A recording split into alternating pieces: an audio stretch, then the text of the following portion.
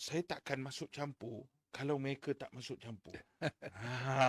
Kan? Soal dia, dua perkara penting. Pertama, ini yang ni lah, saya dengar Anthony Loke nak buat laporan polis lah apa semua pada saya kerana mengaitkan nama dia. Tapi kena ingat, yang mula mengaitkan nama Anthony Loke ni ialah Balai Undang Luak Sungai Ujong. Apabila mendedahkan bahawa entiti haram dalam Sungai Ujong tu mendapat fund daripada dana yang antaranya duit ICU yang disalurkan melalui ahli parlimen. Kan? Ahli parlimen Seremban ni Sungai Ujong lah. Ahli parlimen Seremban ni Anthony Loke lah. Kan? Saya nak dapat duit ICU ni bukan minta macam tu je, kena tengok apa semua, dan bagaimana mereka boleh salurkan ke sebuah entiti haram ini. Entiti tak wujud dalam sistem adat. Kan? Okay, tak apalah, you are most welcome, Loke. You nak buat apa, you buat. Tapi kita firm dengan gangguan itu. Dan inilah punca yang kononnya buat pertuduhan, 33 pertuduhan apa semua tu kan. Inilah punca dia. Yang kedua ialah apabila Menteri Besar Negeri Sembilan, yang bukan kerja dia, tiba-tiba lepas mesyuarat 17 April, tak salah saya 18 April, Menteri Besar umum keputusan sebulat suara mesyuarat itu memecat di bawah kaos yang tak amat mulia Datuk Kelana Mubarak. Dan bukan kerja kau. Dan pertama, kedua ialah menipu. Jadi kerana itu saya tak boleh tunggu lama untuk orang yang nak mempertahankan sistem adat ini. Dan yang istimewanya apa? Istimewanya ialah jobo lah sikit kan orang ni 9. Jobo ni maksudnya sombong lah sikit kan. Satu-satunya, the one and only yang masih memakai sistem monarki demokrasi. Orang belajar ni sains politik pun tak cari-cari balik istilah tu. Dan kita pakai sistem monarki, kita ada raja, tapi melalui sistem demokrasi tu. Makna semua orang layak menjadi raja, pemakai adat layak menjadi raja, tapi ada sistem pemilihannya. Yang kedua apa dia? Negeri Sembilan ini ialah negeri antara yang paling tua memakai sistem federalisme. Negeri-negeri membina sebuah kerajaan kan dalam bentuk federal. Itu sebab nama Negeri Sembilan. Kan? Dulu ada luar Naning, ada luar Ulumua, ada banyak luar, dan kemudian di atas persempadanan semula penjajah kita, mereka masuk ke tempat lain. Akhirnya yang Motan. Motan ni apa? Motan ni, orang ni 9 pandai cakap orang putih, tapi orang putih pun tak faham. Motan ni daripada perkataan important. Yang Motan ni sekarang ni ada 4 campur 1 Sungai Ujong. Apa namanya ni? Minta maaf. Tampin. 4 ini saya bagi tahu semua orang bagaimana sistem demokrasi itu berjalan daripada anak buah. Anak buah ni rakyat jelata semua. Dalam contohnya Sungai Ujong kan, anak buah semua. Kemudian anak buah ni diketuai oleh kodim-kodim. Macam mana pilih?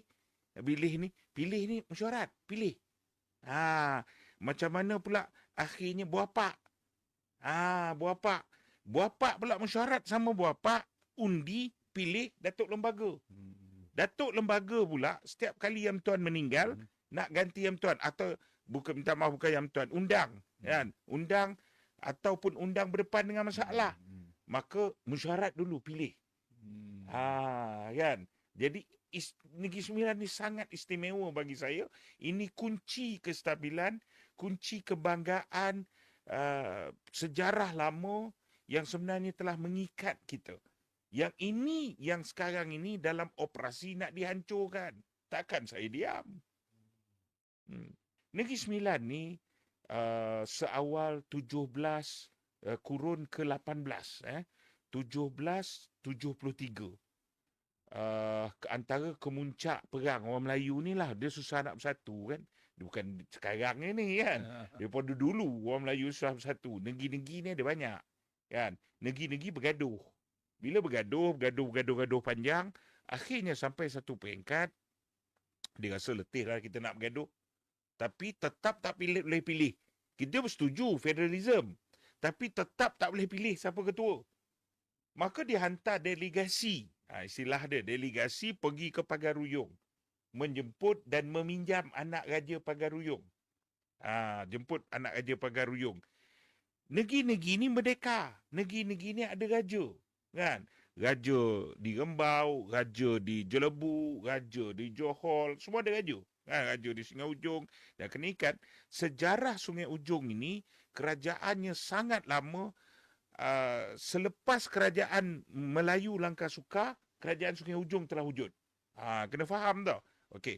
Bila bincang jemput, maka dihantar Raja Melewa. 1773 hantar Raja Melewa. Raja Melewa telah ditabalkan di Penajis Rembau. Sedikit Penajis Rembau, tanah Rembau. Akhirnya mungkin saya agak undang Rembau terasalah. Ni tanah jajahan aku. Tanah aku.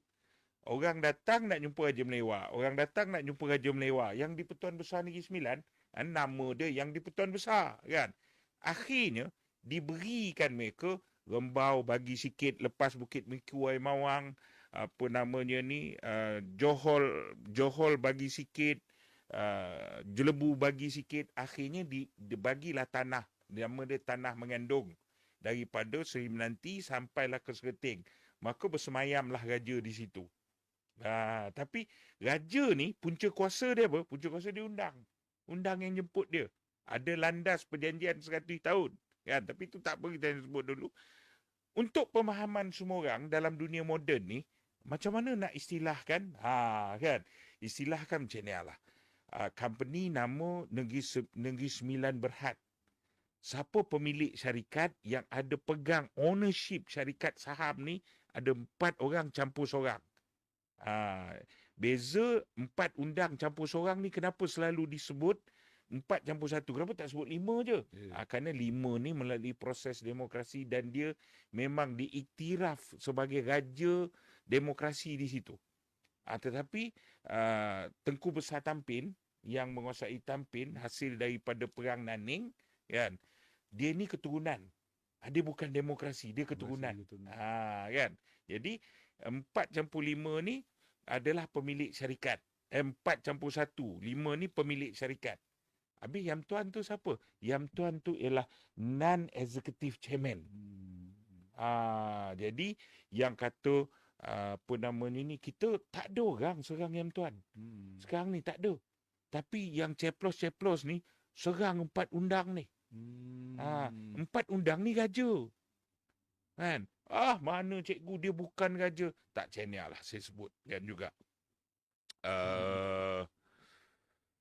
Perjanjian Malayan Union. Semua orang faham lah kan, Perjanjian Malayan Union.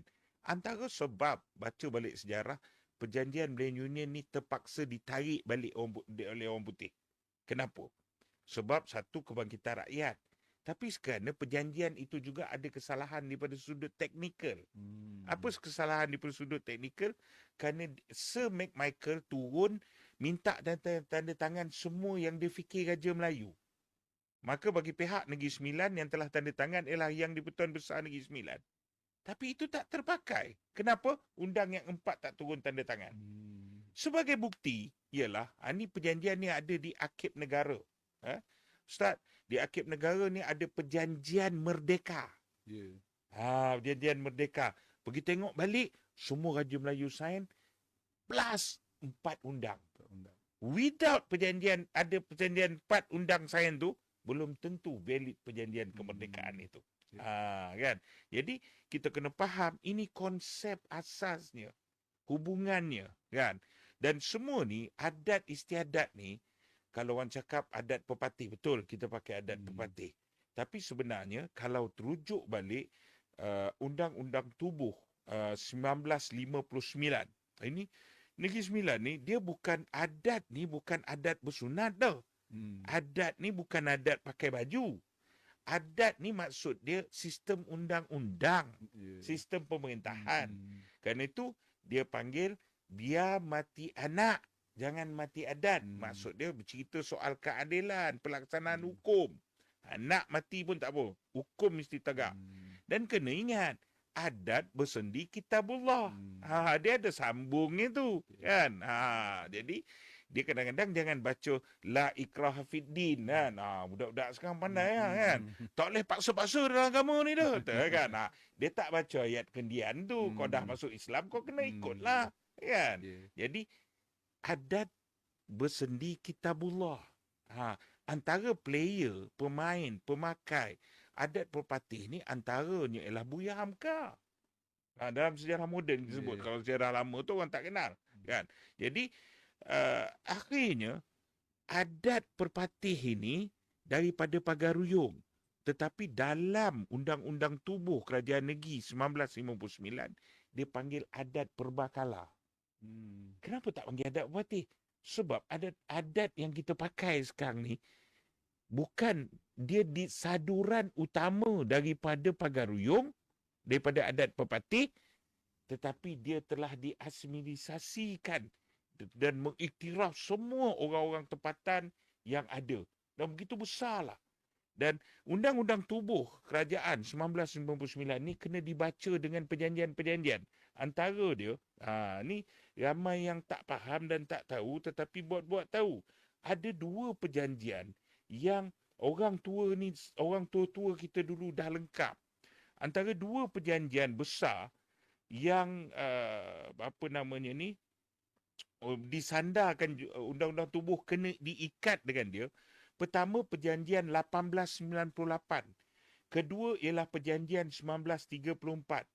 Perjanjian 1898 telah ditandatangani oleh Tengku Muhammad Shah Ibni Almarhum Tuanku Antah, anak Tuanku Antah.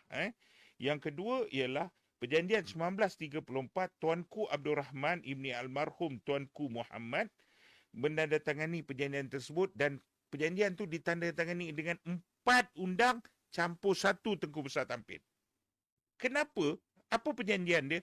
Perjanjian yang mengikat tata cara, apa hubungan dan bagaimana peranan yang di-Pertuan Besar Negeri Sembilan dan 4 undang campur 1 Tengku Besar Tampin.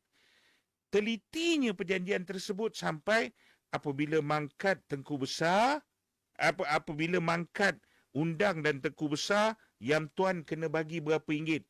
Perjanjian 1898 tu tulis RM46. Kan? Janjian lama lah. Sampai teliti kalau mangkat undang, kalau mangkat Yam Tuan, undang pula kena bagi sumbangan apa. Begitulah orang tua kita buat. Tapi ini 2 kali tau. Dibuat perjanjian yang sama tapi 2 kali. Kenapa? Ada elemen besar di situ. Elemen besar dia saya rakam dia dalam tulisan Jawi. Tapi saya terjemahkan dia. Bagaimana hubungan yang di-Pertuan Besar dengan undang.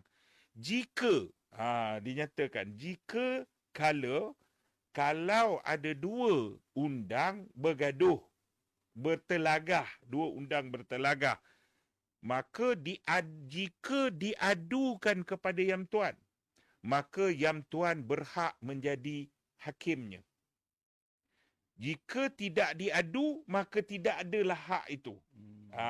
Dalam perkara itu dinyatakan dengan jelas juga, manakala jika ada anak buah dalam mana-mana luak ni negeri tadilah, dalam mana-mana luak yang bermasalah mengadukan kepada Yang Tuan Besar Negeri Sembilan, maka tidak boleh campur, melainkan di setiap luak itu ada undang-undang dan mahkamah mereka sendiri.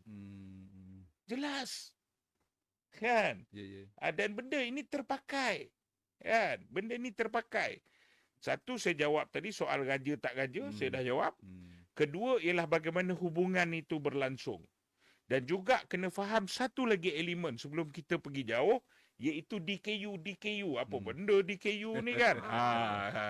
DKU ni Dewan Keadilan Undang.